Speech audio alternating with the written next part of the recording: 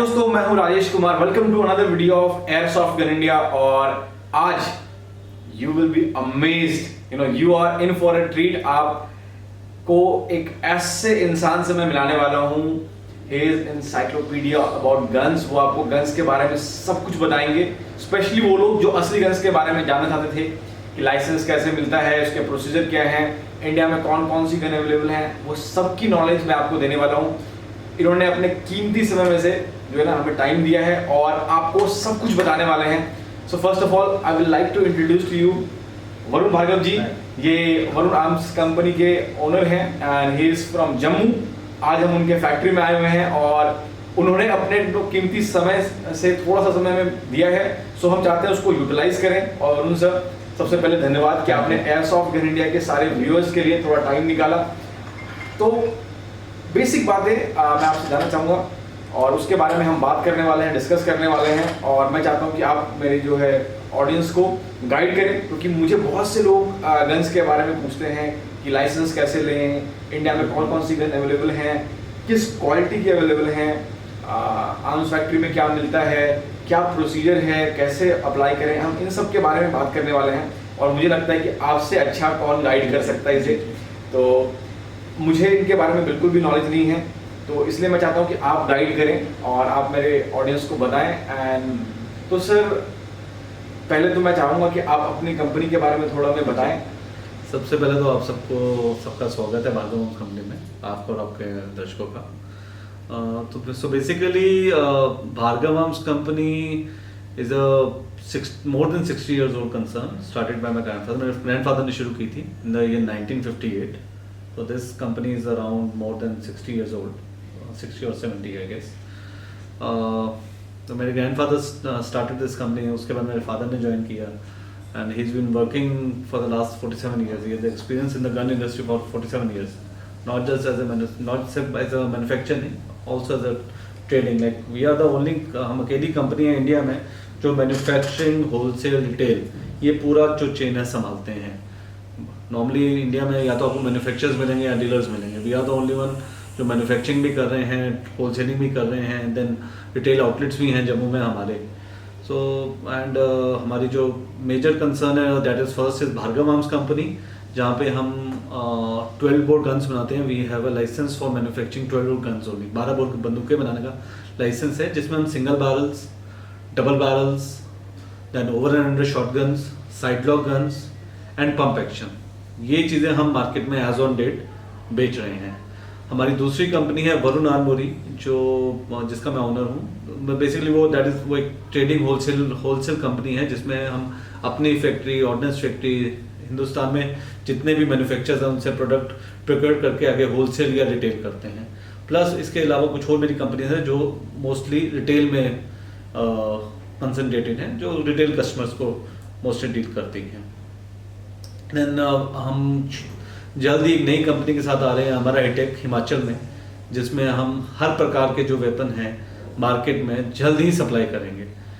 क्या सप्लाई करेंगे, कब सप्लाई करेंगे, वो जैसे ही वेपन आएगा आप व्यूअर्स को पता चल जाएगा जी।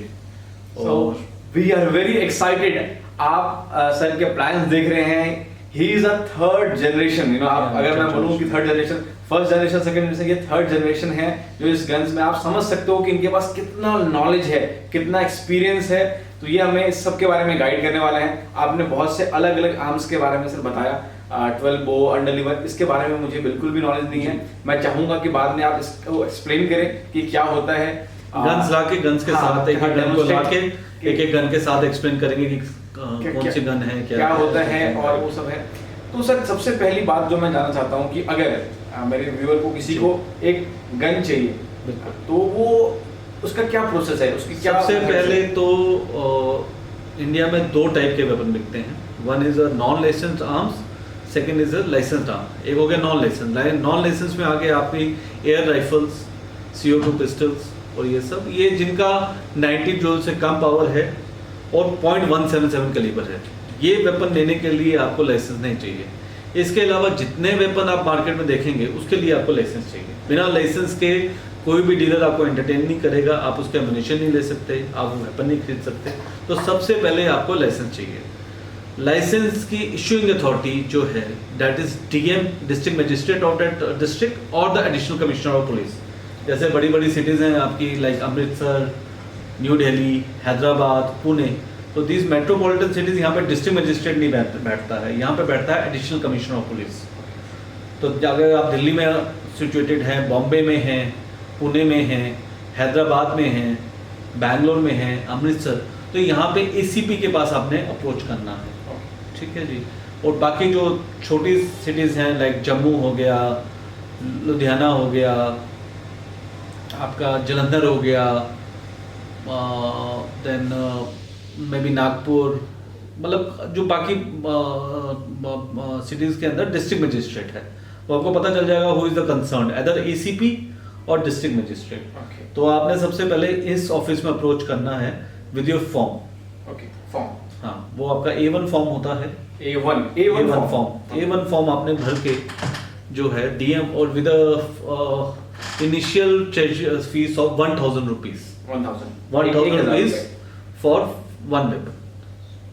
तो सिविलियंस को जो सिविल कैटेगरी में एक आदमी 2 वेपन एट अ टाइम खरीद सकता है, so he has to approach the DM office with A1 form and 1000 rupees fees. अब ये अलग अलग जगह है, कई जगह अप्रूवल के बाद फीस मांगते हैं, कई जगह पहले ही कहते हैं आप फीस जमा कराओ, ठीक है जी। आफ्टर यू A1 फॉर्म के साथ अब जब अप्रोच करेंगे, उसके बाद आर्म सेक्शन जो 13 है, आर्म सेक्शन 13 है, वो कहता है कि डीएम को इसको पुलिस वेरिफिकेशन के लिए भेजना है, then he has to send it to police verification. तो आर्म्स रूल के हिसाब से पुलिस वेरिफिकेशन का 1 महीने का टाइम है कि 1 महीने के अंदर पुलिस ने आपकी कैरेक्टर वेरिफिकेशन करनी है। उसके बाद 1 महीने के बाद अगर कैरेक्टर वेरिफिकेशन नहीं होती, फिर जो आपका कंसर्न डीएम है या एसीपी है, फिर से रीवेरिफिकेशन के लिए एसीपी को भेज सकता, पुलिस को भेज सकता है कि इसकी वेरिफिकेशन कंप्लीट करो, जस्ट लाइक अ पासपोर्ट सिस्टम। फिर जब वो वेरिफिकेशन कंप्लीट होकर आ जाएगी, देन उसके बाद डीएम की अथॉरिटी है whether he gives you the licence और नॉट। ये डीएम या एसीपी डिसाइड करेगा आपको लाइसेंस देना है नहीं।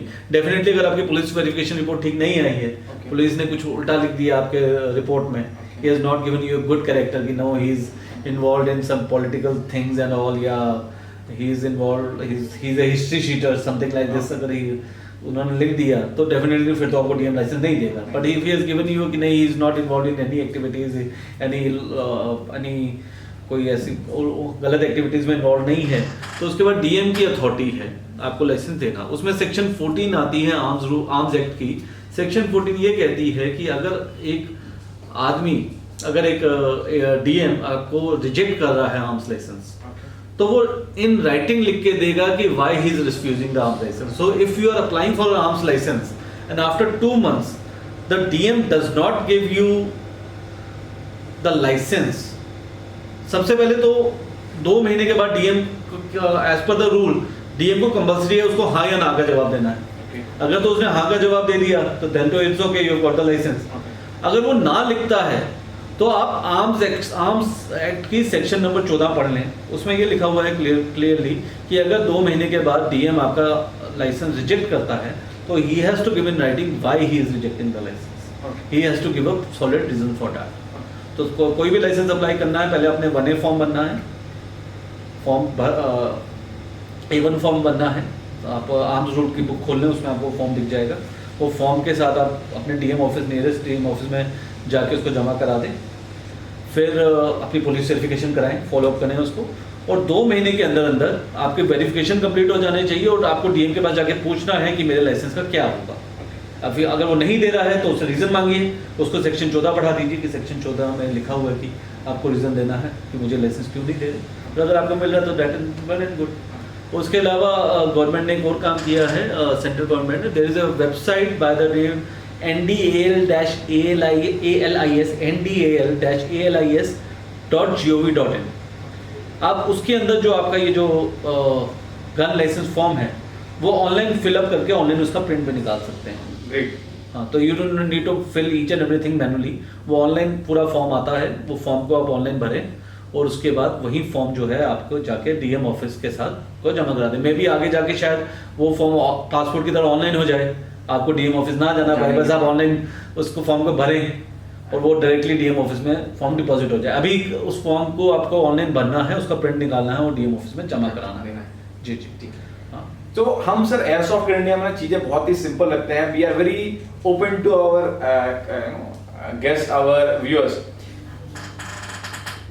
अगर मैं आपसे सिंपल लेमन की टर्म में पूछूं, अगर what are the chances of getting a licence, अगर मैं लाइसेंस अप्लाई करता हूं तो क्या चांसेस हैं, in a very blunt, very crude words? See, the getting a gun license is not easy. I will be very frank, because अगर तो हम एक्ट और रूल के हिसाब से बात करें तो फिर तो बहुत आसान है। Okay, but the problem is कि हमारे हिंदुस्तान में ऑफिस के अंदर काम नहीं होता है।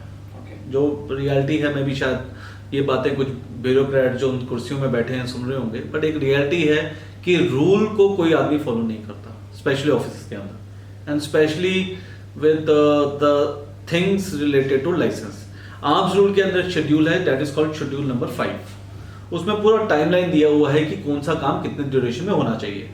बट ऑफिस के अंदर वो टाइम ड्यूरेशन, वो अगर आप ऑफिस में जाएं, अल्टीमेटली आप जब ऑफिस के अंदर डील करते हैं तो वहाँ पे जो बैठे हैं लोग वो आपकी सर्विस के लिए बैठे हैं, but no one reacts like this. वो आपको उस लेवल की सर्विस नहीं देंगे। Ultimately everyone is in a government office is a public servant, but वहाँ पे सीन थोड़ा अलग है। They are like kings, they are like kings actually. तो प्रॉब्लम, अगर मैं रूल और एक्ट पढ़ूं तो फिर तो लाइसेंस मिलना बहुत आसान है, क्योंकि अगर डीएम ने आपको लाइसेंस नहीं देना है तो वो लिख के देगा कि रिफ्यूज कर रहा हूं।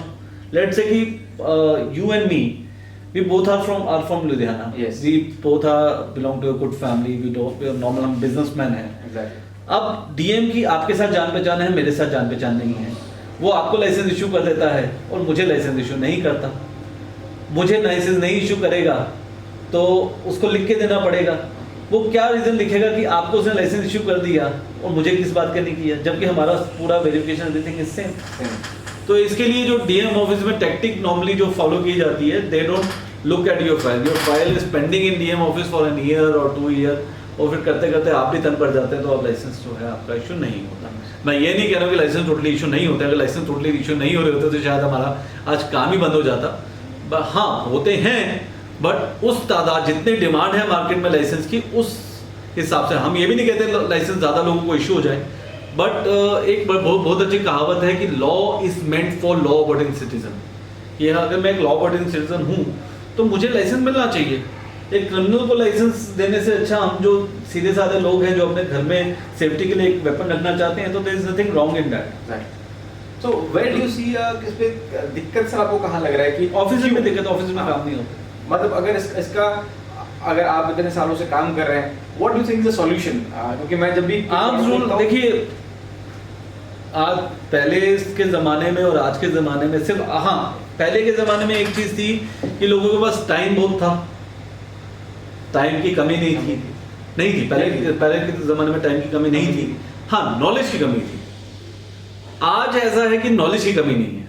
आज मैं भी शायद 10 बातें बोलूँगा, 10 लोगों को समझ आ जाएगी, बट आज टाइम की कमी है। तो नॉलेज अगर आपके पास है, जैसे अगर आप फाइल अप्लाई करते हैं तो you are not being entertained, तो ठीक है आप एक्ट्स एंड रूल्स पकड़ लीजिए, किसी वकील के पास चले जाइए, उससे जाके सलाह मशवरा कीजिए। he will get instead of bribing someone in the office, better take a lawyer and let him do his job. This is the golden brick. आपको एक golden solid advice जो है ना, कहते हैं ना सोने का ईंट का एडवाइस है सर दे रहे हैं। आपको हमेशा लॉ को फॉलो करना है, कानूनी तरीके से कोई भी काम करना है। और सर ने ऐसे बताया कि अगर आपका फाइल पेंडिंग है, फॉलो रीड बुक्स, है ना, सब कुछ ऑनलाइन पढ़ा हुआ है, एंड आर्म्स रूल पढ़िए, आर्म्स एक्ट पढ़िए, हाँ जी, एंड देन फॉलो। तो समझ लीजिए सर कि मैंने लाइसेंस अप्लाई कर दिया, and with God grace, with DM grace, क्योंकि they think they serve as a God, actually मुझे लगता है कि दे हैव अ पावर।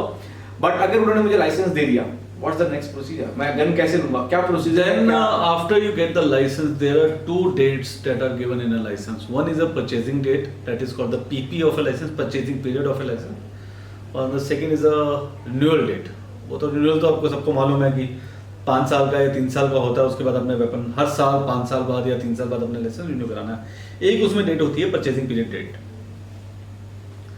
तो वो परचेजिंग पीरियड डेट का आपने ध्यान रखना, आपने उस परचेजिंग पीरियड डेट से पहले वेपन लेना है। कई की जगह वो 3 महीने 6 महीने की दी जाती है, एज पर आर्म्स रूल उसको 2 साल का देना होता है। रूल के हिसाब से बोला जाए तो 2 साल है, और उसके बाद वो डेट बढ़ेगी नहीं। अगर आपने बढ़ानी है फिर आपको बहुत सॉलिड रीजन देना पड़ेगा कि आपने 2 साल के अंदर वेपन क्यों नहीं लिया। हाँ, जब आप लाइसेंस लेते हैं फिर आपको मेंशन करना पड़ता है कि आपने कौन सा वेपन लेना है, which category of weapon you are buying. Basically there are 4 categories of weapon, one can opt for. There are 4 categories. First is a muzzle loading gun. Muzzle loading gun हो गई, हमारी देसी भाषा में उसको कहा जाता है मंगल पांडे गन।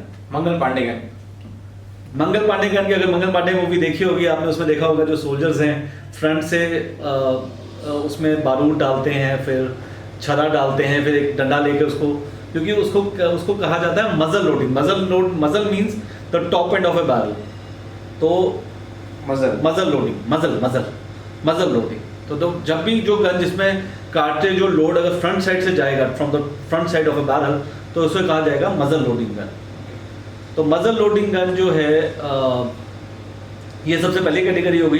दो ये ऑब्सोलीट गन है आज की डेट में, शायद ही उसे कोई गन आदमी लेता है, यूज करता है। ठीक है। द सेकंड कैटेगरी जो हम बनाते हैं, it's called a breach loading gun. Breach loading, breach means back side of a barrel, the back side of A. Breach loading means कि हम उसका जो कार्ट्रिज है पीछे वाली साइड से डाल रहे हैं, फ्रॉम द बैक साइड। तो second category is breech loading gun. Arms rule में उसको स्मूथ बोर गन्स भी कहा जाता है। Smooth bore guns, smooth bore because there is no rifling done inside the barrel. अगर आर्म्स रूल के हिसाब से बोला जाए तो स्मूथ बोर है, अदरवाइज ब्रीच लोडिंग को सबसे कॉमनली लाइसेंस में भी मोस्टली यही लिखा जाता है, एसवीबीएल या डीबीबीएल। ठीक है जी। फिर ब्रीच लोडिंग गन के अंदर कैटेगरीज आ जाती हैं। मेजरली दो कैटेगरीज आती हैं, SVBL and DBBL. SVBL means एक single barrel gun, DBBL means with 2 barrel, double barrel gun. तो सिंगल बैरल गन के अंदर पहली गन आती है जो सबसे सिंपल, जो पिछले 60 70 100 साल से चल रही है, that is a lever action single barrel, जो नॉर्मली सिंगल बैरल आपको मार्केट में दिखती है, जिसमें लीवर दबा के आप उसको खोलते हैं, कार्ट्रिज इजेक्ट हो जाता है। नॉर्मल गन जो लोग यूज़ करते हैं अपने घर में, 50-100 साल से गन मार्केट में अवेलेबल है, लाखों की तादाद में बंदूक बिकी हुई है मार्केट में। सबसे कॉमनली एंड सबसे चीपेस्ट वेपन है मार्केट में। वो कितने का आता है सर, कुछ just for an idea? I can start from 15,000 onwards, may be less. Oh my God, 15,000 रुपए में असली लाइसेंस, मे बी लेस 15,000 से सस्ती असली लाइसेंस गन है। सेकंड हैंड होगा शायद आपको 5-6 हज़ार में भी मिल जाए।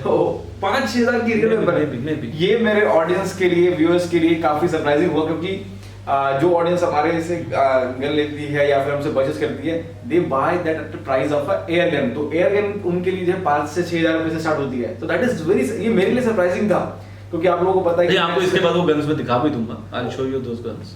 Guys, this is the guy, ये हमें असली गन दिखाने वाला है। I am so excited. तो उसके बाद सब दूसरी सिंगल बैरल के बाद, सिंगल बैरल की कैटेगरी में सेकंड सिंगल बैरल जो आती है, that is a pump action gun. Basically single barrel में 3 एक्शंस होते हैं। One is a lever action, second is a pump action, and third is a semi automatic. तो जो लेटेस्ट अभी चल रही है मार्केट में, that is a pump action gun. वो हम भी बना रहे हैं, और मार्केट में ऑर्डिनेंस फैक्ट्री की आ रही है। सबसे पहले ऑर्डिनेंस फैक्ट्री की आई थी, then Bhati and Rajput Arms Company, and then New Light, and then Munger की कुछ कंपनी है। तो 6-7 कंपनियां इंडिया में as on date pump action guns जो हैं बना रही है, और मार्केट में अवेलेबल है। मार्केट में अवेलेबल है। Starting price is somewhere around 65 to 70,000।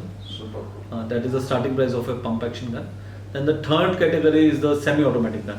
तो जो सेमी ऑटोमेटिक गन है वो अभी तक मार्केट में किसी की कमर्शियली अवेलेबल नहीं है। Manufacturers are working on it. We are also working on it. We daily get queries for semi-automatic. But as of date, there is no semi-automatic जो आप मार्केट में जाके परचेज कर सकें। आ जाएगी। I am hoping कि within 2-3 months. Exactly. Me or maybe some of my competitor will come up. But this is the next revolution in the semi-automatic. Semi-automatic. Sir is talking about real guns.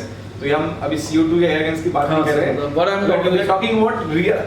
देखिए हम इन sir के पास इसलिए आए हैं sir can enlighten us about guns, वो हमें guns के बारे में बता सके। तो सेमी ऑटोमेटिक गन इंडिया में होपफुली सर कह रहे हैं कि 2 से 3 महीने में आ जानी चाहिए, एंड हम सभी होप करते हैं सर कि आपकी ही आर्म्स फैक्ट्री से वो आए। फिर ब्रीच लोडिंग में जो सेकंड कैटेगरी आ रही है वो आ गई डबल बैरल गन्स, जिसकी 2 नालियां होती हैं। तो उसमें भी 2 टाइप की गन्स आती हैं, one is a side by side gun और अ पैरेलल गन, जिसमें दोनों जिसमें दोनों जो बैरल है पैरेलल ही होती है एक दूसरे के साथ। जो अब नॉर्मली कहीं पे भी अगर जैसे आप किसी ATM के बाहर एक गार्ड के पास हाथ में लटकी हुई गन देखेंगे, yes yes, so that is a side by side gun. Side by side, Side by by side. Side, एक बैरल के साइड में एक और हाँ, में। उसमें भी 2 कैटेगरीज है, one is a box lock, second is a side lock. Side lock is a much premium gun. तो अगर आप साइड बाय साइड गन की बात करें तो that also starts from 20,000 onwards. 10-15,000 में आपको सेकंड हैंड गन मिल जाएगी, and 20,000 onwards you will get a double barrel gun. Then comes is the over and under guns, that is mostly used for your trap and steel. The over and under basically उसका काम है for shooting purpose, for the sports. Okay, sports purpose के लिए। अभी तक hardly India में there are 2 companies, one is Modern, second is me, who are making over and under guns. It's a very complicated gun to be made compared to all the guns. सबसे complicated और सबसे मुश्किल gun बनाने में that is over and under. तो ये होगी बात ब्रीच लोडिंग गन या स्मूथ बोर गन्स की। तो if you want to buy a 12 bore gun जिसका मिनिमम जो barrel length can not be less than 20 inches, उसका जो मिनिमम बैरल लेंथ है 20 इंच से कम नहीं हो सकता। तो मिनिमम बैरल लेंथ जो 20 इंचेस होता है बैरल का, तो वो जिसको हम हिंदी भाषा में हम 2 नाली बोलते हैं, 2 नाली या 1 नाली, 2 नाली 1 नाली, बड़ा कॉमन वर्ड है आपके पंजाब साइड में। तो जिसने 12 बोर भी कहा जाता है, 12 बोर भी कहा जाता है, जो 12 बोर भी कहा जाता है। तो ये आ गई आपकी ब्रीच लोडिंग कैटेगरी या स्मूथ बोर्ड कैटेगरी। फिर उसके बाद फिर एक और तीसरी कैटेगरी आती है, वो आती है आपकी राइफल्स की। तो राइफल्स में आपके इंडिया में 3 टाइप की राइफल्स बनाई जाती हैं। I am talking what is made in India. कुछ सेकेंड हैंड वेपन पुराने पड़े हैं, ऑब्सलीट बोर, वो मैं बात नहीं करूँगा उनके बारे में। बट राइफल में बेसिकली लिखा जाता है NP bore rifle, non prohibited bore. Basically 2, एक होता है प्रोहिबिटेड बोर, एक होता है नॉन प्रोहिबिटेड बोर। वो उसके कैलिबर से पता चलता है कि ये प्रोहिबिटेड मीन्स कि you can not buy it, तो हम खरीद नहीं सकते। वो डिफेंस के लिए बना है वो वाला बोर, आप उसको बाय नहीं कर सकते। फिर नॉन प्रोहिबिटेड बोर में इंडिया में 3 राइफल्स बनती है, one is 315 315, second is .22 and third is 30.06। हाँ, 30.06। ये तीनों वेपन जो है ऑर्डिनेंस फैक्ट्री ही बनाती है। अभी तक there is no private manufacturer जो राइफल्स बना रहा है एज ऑन डेट। अभी तक आगे का मैं कह नहीं सकता, लाइसेंस बनने मिले हैं काफ़ी लोगों को, फैक्ट्रियाँ लोग खोलने की लगे बना रहे हैं, बट अभी तक कमर्शियली मार्केट में अवेलेबल नहीं है। अभी सिर्फ ऑर्डिनेंस फैक्ट्री के अवेलेबल है। प्लस इसके अलावा और भी काफ़ी सारे बोर हैं, बट वो ऑब्सोलीट बोर हैं जो इंडिया में मैन्युफैक्चर नहीं होते हैं। लोगों के पास पुरानी पड़ी हुई हैं, 30 साल 40 साल पुरानी इंपोर्ट हुई या ब्रिटिशर्स के टाइम की वेपन पड़े हैं, तो वो सेकेंड हैंड मार्केट में रोटेट होते हैं। तो वो बोर्ड्स के बारे में मैं ज़्यादा बात नहीं करूँगा। ठीक है जी। And third comes is a revolver और a pistol, it's called NP bore revolver और पिस्टल। इसमें जो सबसे कॉमन बोर है इंडिया में दैट इज अ .32 और 7.65 mm। ये इंडिया में 4 फैक्ट्रियाँ बनाती हैं एज ऑन डेट। अभी तक सिर्फ 4 फैक्ट्रियाँ बना रही हैं, ऑर्डिनेंस फैक्ट्रीज बनाती हैं। बोर्ड इसमें बहुत है, NP बोर में बहुत सारे बोर्ड आते हैं, .22 आता है। इसमें जो सबसे कॉमन बोर्ड इंडिया में बिकता है दैट इज अ .32 कैलिबर और 7.65 mm कैलिबर, जो सबसे कॉमन कैलिबर है इंडिया में। And it is made by 4 ordnance factories. इसमें कानपुर में 2 फैक्ट्रीज हैं, one is FGK field gun factory and second is small arms factory जो रिवॉल्वर बनाती हैं, और कोलकाता में 2 फैक्ट्रीज हैं, एक है गन एंड शेल फैक्ट्री, दूसरी है आपकी राइफल फैक्ट्री इच्छापुर, ये पिस्टल्स बनाती हैं। तो ये 4 फैक्ट्रियाँ इंडिया में as on date NP bore pistol सिर्फ ऑर्डिनेंस की ये 4 फैक्ट्रियाँ बनाती हैं। इसके अलावा काफ़ी मैन्युफैक्चरर्स को लाइसेंस मिला है, बट अभी तक कमर्शियली किसी की रिवॉल्वर पिस्टल मार्केट में बिकने के लिए नहीं आई है। तो ये सबसे कॉमन बोर है रिवॉल्वर पिस्टल का। इसके अलावा 0.22, 0.25, 0.380, 0.45 ये भी हैं, बट ये नॉर्मली क्या है सेकेंड हैंड वेपन के तौर में बिकते हैं कि पुराने वेपन किसी के पास पड़े हैं, वो रोटोवेट हो रहे हैं, या कोई शूटर जिनका 5 साल का टेन्योर पूरा हो जाता है, फिर वो मार्केट में अपने वेपन बेच देते हैं।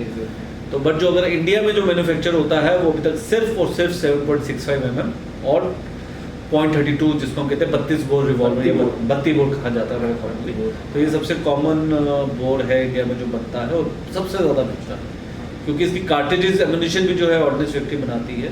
तो बेसिकली जब अपना लाइसेंस लेना है तो आपने डिसाइड करना है मैंने लेना क्या है। क्या मैं एक 12 बोर बंदूक लेना चाहता हूँ जिसमें सिंगल डबल बैरल आ गई, या मैं बेसिकली 3 कैटेगरी में मजल लोडिंग को हो जाएगी, वो ऑब्सोल्यूट हो गई। तो या तो 12 बोर बंदूक लेना चाहता हूँ, या मैं राइफल लेना चाहता हूँ, या मैं रिवॉल्वर पिस्टल लेना चाहता हूँ। अब ये अपनी नीड्स के हिसाब से है। तो आपको कैरी कैसे करना है, क्योंकि उसमें कैरी में भी बहुत, देखिए कैरी में तो आज की डेट का जो रूल है, you can not carry a weapon openly. आप ये नहीं कि आपके हाथ में एक राइफल है तो आप मार्केट में राइफल अपने कंधे में घूम के लेके जा रहे हैं। Even if you have license, even if you have concealed carry का रूल आ गया हुआ है।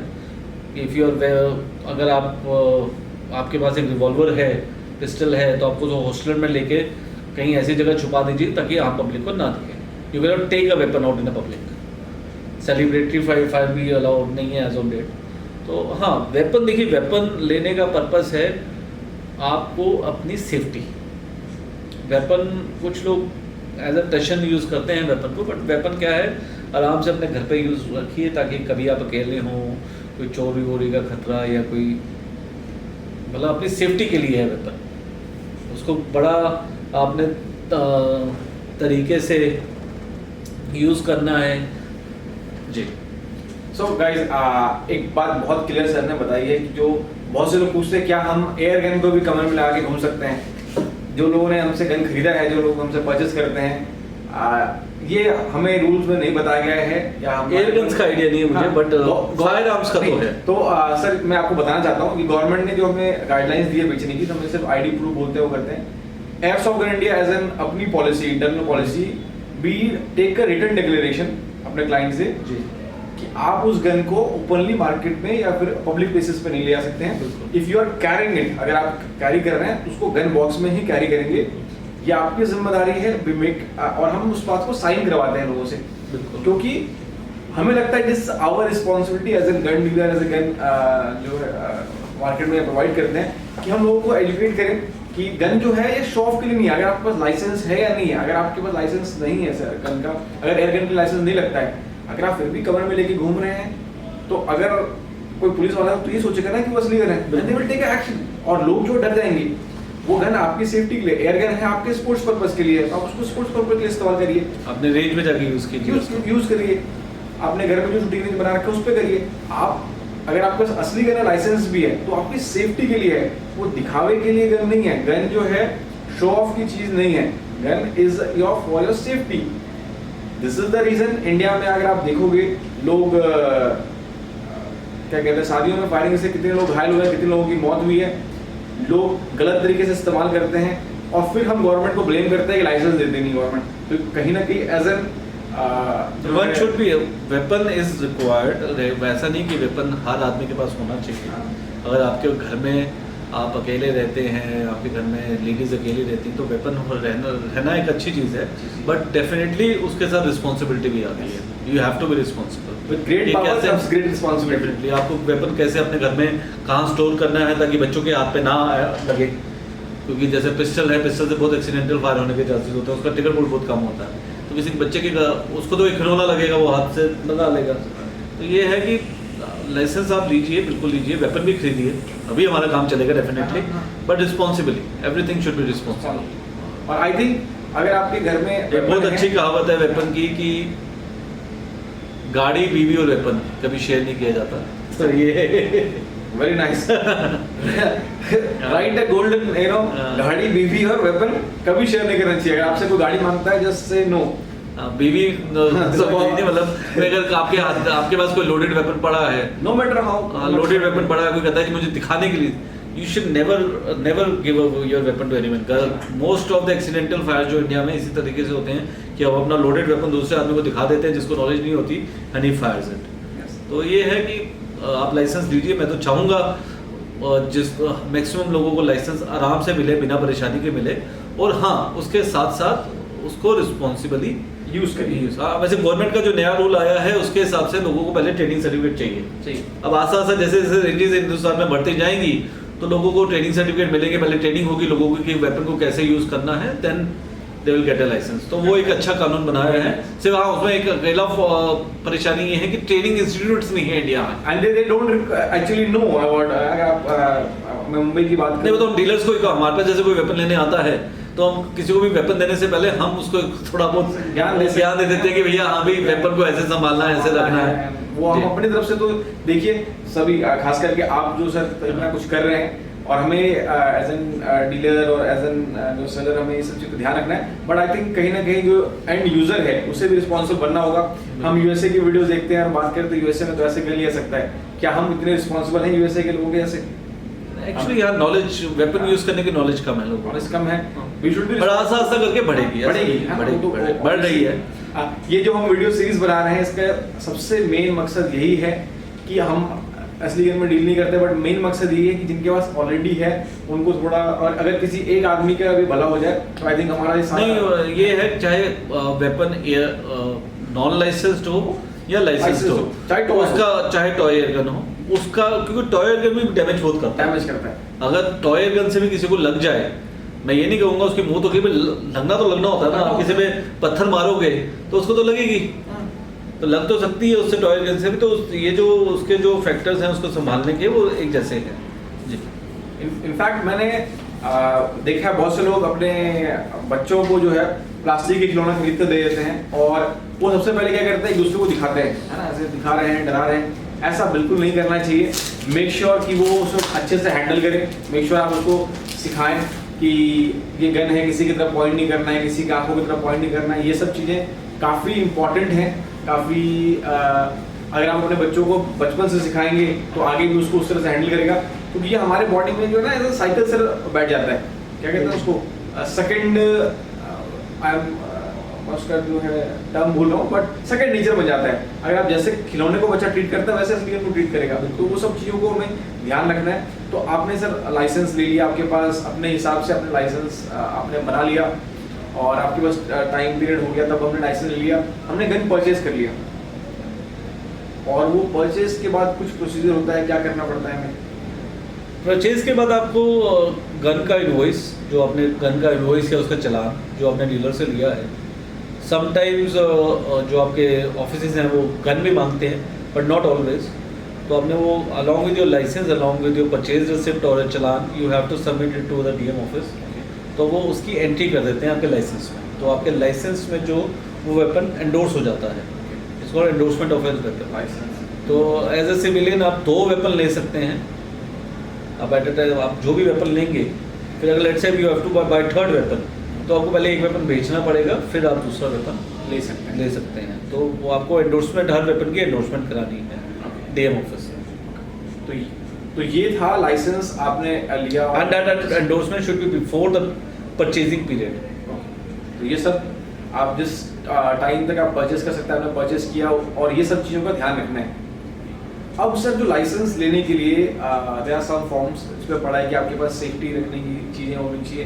तो क्या क्या गाइडलाइंस गवर्नमेंट हमसे क्या एक्सपेक्ट करती है, क्या क्या चीज़ों को हमें फुलफिल करें? मेन तो गवर्नमेंट एक्सपेक्ट करती है, जो गवर्नमेंट की तरफ से सेफ्टी गाइडलाइंस में यही है कि आपके घर में you should have a safe place to keep the arms and ammunition. ऐसा नहीं है कि आपने एक वेपन ले लिया तो उसको खुले में अपने घर के अंदर छोड़ दिया। That is for the safety of the children, या जो लोग जैसे हमारे घर पे जो लोगों को वेपन यूज़ करना नहीं आता तो उनसे एक्सीडेंट नहीं हो जाए। तो गवर्नमेंट की तरफ से जो मेजर तो यही है कि पहले तो आप घर के अंदर किसी सेफ लोकेशन में अपने वेपन को सेफ रखें, ताकि हर आदमी के एक्सेस में वो ना आए। सेकेंड में इंस्ट्रक्शन ये है कि आप ओपन में वेपन को ना लेके घूमें, जो भी है कंसील्ड कैरी करके उसको लेके जाएं, ताकि ओपन में वेपन आपका कहीं लेके जा रहे हैं, ट्रैवल कर रहे हैं, जैसे गाड़ी में ट्रैवल कर रहे हैं तो अपने डैशबोर्ड में उसको लॉक करके रखें, ताकि किसी के चोरी ना हो जाए। चोरी हो जाए वेपन, वो भी अपने में एक परेशानी का घर है, फिर लंबा प्रोसीजर है उसका, FIR लिखाना, और अगर चोरी हुआ वेपन डेफिनेटली मिसयूज़ भी होगा। तो मेन उसमें यही है कि आप अपना जो भी वेपन है, वेपन संभाल है, एक संभाल के तौर पे वेपन को रखें अपने पास, संभाल के रखें। घर पे भी कैरी करें तो कैरी करके भी ज़्यादा उसका शो ऑफ ना करें। एक सर बहुत इंपॉर्टेंट बात, जब हम बात करते हैं कैरी करने का, जो मेरा सवाल ये है कि अगर मैंने लाइसेंस ले लिया, क्या मैं गन कहाँ से खरीद सकता हूँ? क्या मुझे सिर्फ लोकली खरीदना है? क्या मैं इंडिया के किसी भी गन हाउस से खरीद सकता हूँ? देखिए, वो डिपेंड करता है आपका लाइसेंस का जुरिसडिक्शन क्या है। उसमें आपके लाइसेंस में लिखा होता है लाइसेंस का jurisdiction, area within which the license is valid. Sometimes it is the district only from where you have got the license. Sometimes it is the entire state. Sometimes it is all India.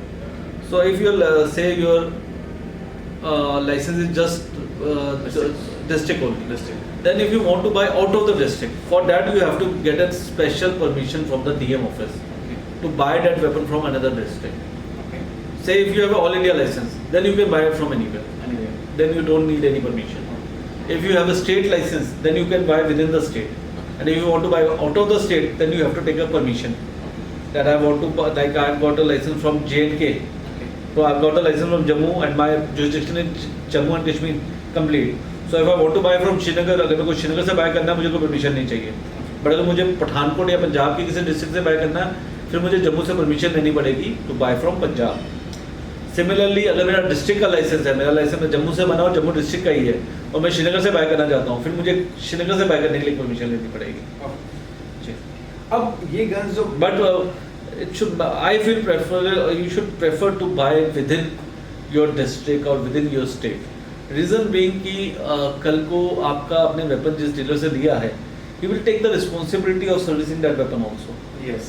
Say someone has got his license from Bangalore and he wants to buy a gun from me in Jammu. First of all, he will be traveling so far to Jammu to buy the weapon, and then in future when he will be requiring the service of that weapon, he will not be coming to Jammu. So if a particular weapon is available in your district, why go somewhere else, buy from there only. Local में vocal. हाँ, बिल्कुल बिल्कुल। तो एक तो sir ये सही देखिए, weapon can not be sold online. Yes exactly.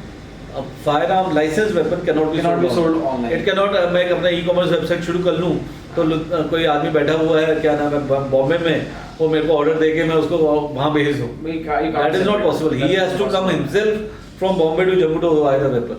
Yes, that is an extra cost that is added to the weapon.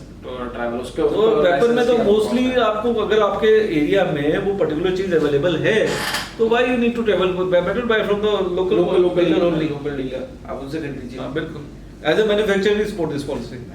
I guess मैं भी इसको बहुत ज्यादा सपोर्ट करना चाहूंगा, क्योंकि this is the right way. इसीलिए मैंने आपसे पूछा, बिकॉज आप जो है क्लैरिटी हो, क्योंकि बहुत से लोग क्या कहते हैं, आप गन ले लेते हैं, उसकी गन में खराबी आती है। बिल्कुल। और देखिए, it is a mechanical thing. आप गाड़ी लो, 50 लाख की गाड़ी आप घर पे लेकर आ जाओ, उसमें भी कोई कंप्लेन आ सकती है। वो आपकी आती है। तो लोकल आदमी आपको हेल्प करेगा ना। एयर वेपन्स के लिए मैं वो नहीं कहता, एयर वेपन्स जो है ऑनलाइन बिक सकते हैं, and they are very easy weapons. और आई गेस उसके अंदर कोई कॉम्प्लिकेशंस नहीं है, वेपन भी बहुत आसान है चलाने में, उसके रिपेयर में। बट जैसे कुछ फायर आर्म्स के लिए आई थिंक आपको इन फ्यूचर में आपको कोई सपोर्ट चाहिए, अगर आपको स्टोर करना है। दो सवाल हैं। एक तो सर, मैंने समझ लीजिए मेरे पास डिस्ट्रिक्ट का लाइसेंस है, तो ऑब्वियसली बात है मैं उस गन को डिस्ट्रिक्ट तक ही कैरी कर सकता हूँ। अगर मेरे पास स्टेट का है तो मैं स्टेट तक ही कैरी कर सकता हूँ, और ऑल इंडिया है तो ऑल इंडिया ही कैरी कर सकता हूँ। बट आर देयर सम कुछ रूल्स हैं कि अगर ट्रैवल कर रहा हूँ तो क्या क्या चीजें मुझे फुलफिल करनी है, क्या परमिशन ट्रैवल के लिए फिर परमिशंस है। मैं अभी वो फॉर्म मुझे याद नहीं है, but there is a special journey permit that is made. एक जर्नी परमिट बना जाता है जिसपे आप वेपन जो है कैरी करके लेके जा सकते हैं। ये मुझे जर्नी परमिट तब भी लगेगा जब मेरे पास ऑल इंडिया का लाइसेंस नहीं, ऑल इंडिया में तो आपको कुछ नहीं करना है। अगर आपका डिस्ट्रिक्ट का लाइसेंस है, आपने आउट ऑफ द डिस्ट्रिक्ट लेके जाना है वेपन, फिर आपको जर्नी परमिट लगेगा। अगर आपके पास स्टेट का लाइसेंस है, आप स्टेट के अंदर लेना घूमना चाहते हैं, आपको कोई जर्नी परमिट। जुरिसडिक्शन का मीनिंग ये है कि वेपन को कितने एरिया तक आप लेके जा सकते हैं without any journey permit. Then there is a jurisdiction. मेरे पास लाइसेंस है, तो क्या मैं इसे ट्रेन में लेके कैरी कर सकता हूँ? प्लेन का मैंने एक प्रोसीजर बताया था अपने व्यूअर्स को, बट मैं जानना चाहूंगा। नहीं, बिल्कुल आप ट्रेन में लेकर कैरी कर सकते हैं, कोई उसमें मनाही नहीं है। प्लेन में भी लेके गवर्नमेंट अलाउ करती है। The airline takes some extra charges of 5000 rupees पर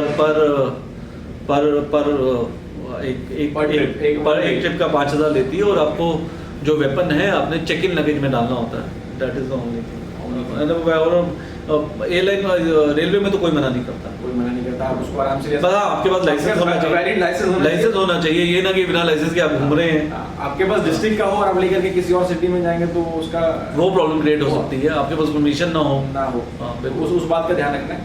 एक सर बहुत से लोग हमसे सवाल पूछते हैं वेपन्स जमा कराने का, जहाँ पे इलेक्शंस होते हैं वेपन जमा कराने में, तो उसका क्या प्रोसीजर है, क्योंकि उसके बारे में कुछ भी नॉलेज नहीं है। देखिए उसमें 2 जगहें होती है, one is a police station, secondly कुछ डीलर्स होते हैं जिनके पास सेफ कस्टडी का लाइसेंस होता है। तो ड्यूरिंग द इलेक्शन गवर्नमेंट कहती है कि कहीं बूथ कैप्चरिंग ना हो जाए या वेपन के बेस पे वोट्स के हेरफेर ना हो जाए, तो उस टाइम पे उस एरिया के सारे वेपन गवर्नमेंट ट्राई करती है कि जमा हो जाए। अब वो जमा या तो पुलिस स्टेशन में हो सकते हैं, या पुलिस स्टेशन में एक जगह होती है जमा खाना, शायद जमा खाना कहते हैं उसको, तो वहाँ पे जमा हो जाता है। पुलिस स्टेशन आपके वेपन ले लेता है, आपको रसीद दे देता है। या आपके पास जो लोकल डीलर्स होते हैं जिनके पास सेफ कस्टडी का लाइसेंस होता है, तो आप वो सेफ कस्टडी में उन डीलर्स को वेपन जमा करा सकते हैं।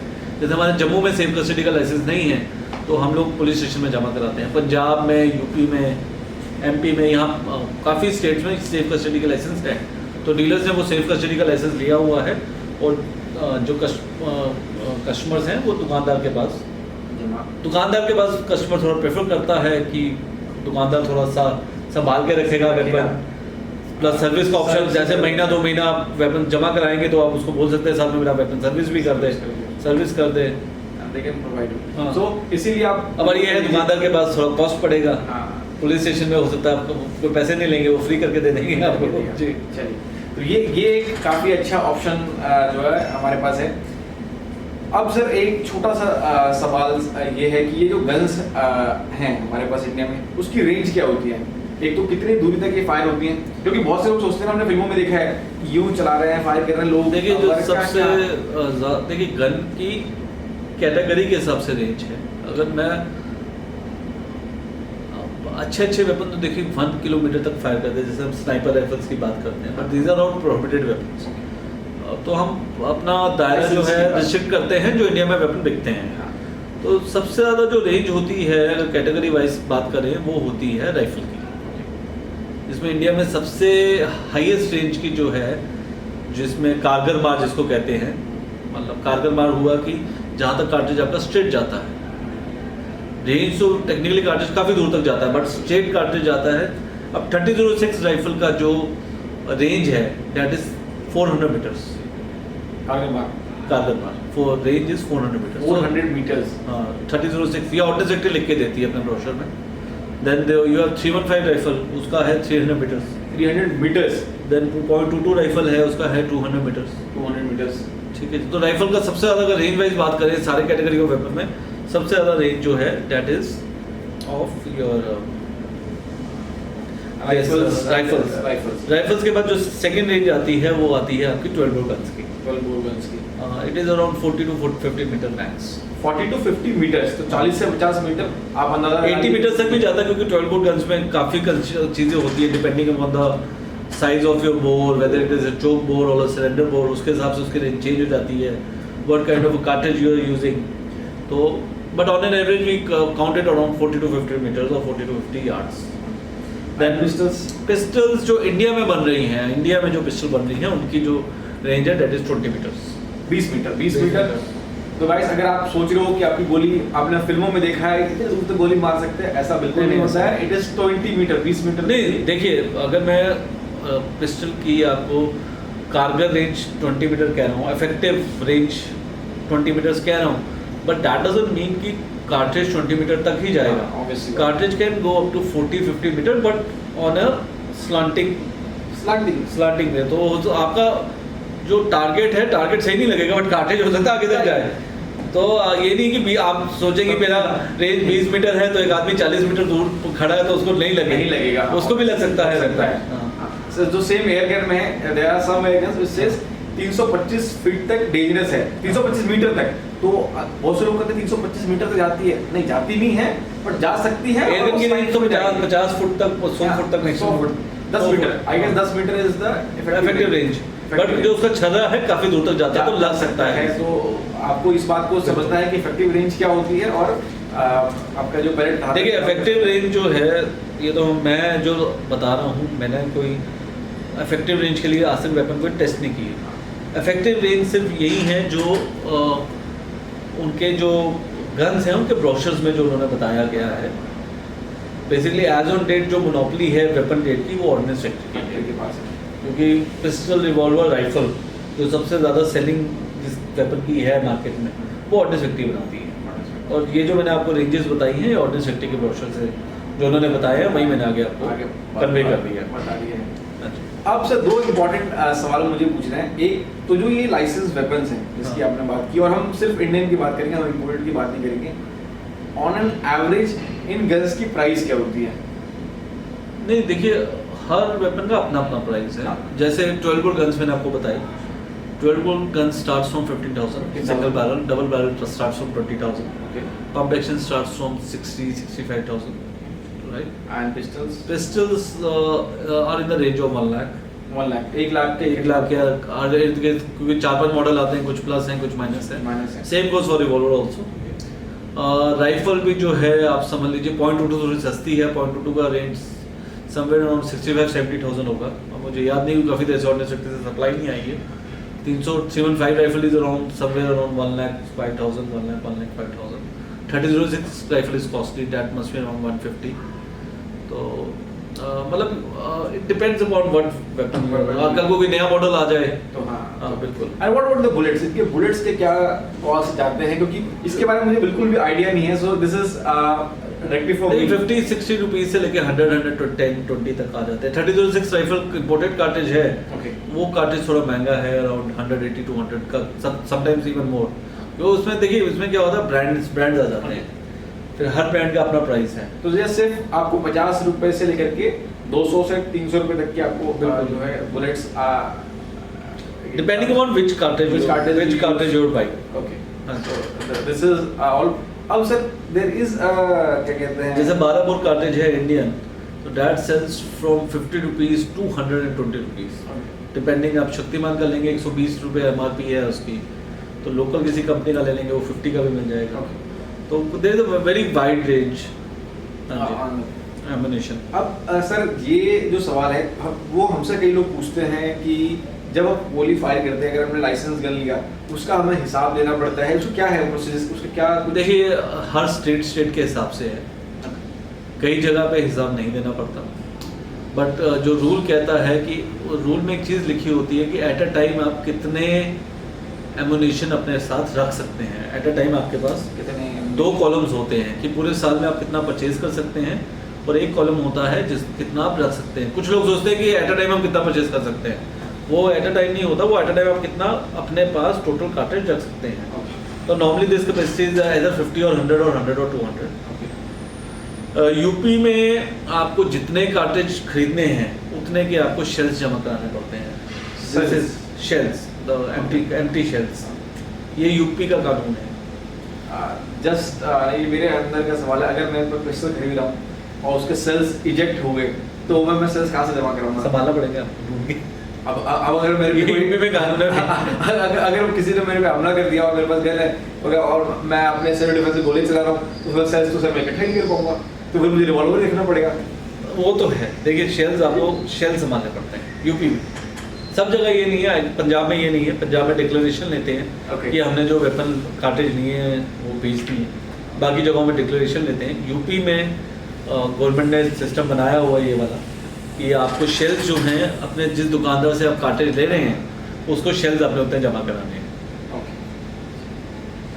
This is quite strange for me कि आपको दिस इज ओनली यूपी है, बाकी और किसी स्टेट में नहीं है। थोड़ा सा स्ट्रेंज, बट ये है एमुनेशन आप ले, कोई भी एमुनेशन ले उसको तरीके से यूज करें, उसको आई गेस उसको सही तरीके से डिस्पोज भी करें। सेल्स को क्या करना पड़ता है? दुकानदार को वापस करना पड़ता है? वो दुकानदार को देते हैं, फिर दुकानदार शायद आके पुलिस को देता है।